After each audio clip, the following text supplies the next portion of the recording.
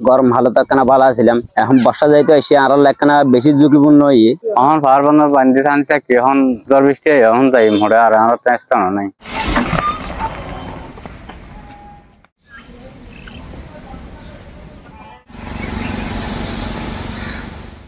3 নম্বর single চলে বৃষ্টির আর গরম মাঝে থাকিন না পারি ঝুঁকি মেডিয়াইয়ের পার হাড়ের আর থাকিন না পারি নিরাপত্তা আশ্রয় সরকার তুলছাই আর গরম ভালো থাকনা ভালো আছিলাম, এখন বর্ষা যাইতে এসে আরো একখানা বেশি ঝুঁকিপূর্ণ হয়ে এখন ঝুঁকিপূর্ণ হইলেও গরমের হাতে আর কানা কিছু নাই আর কি।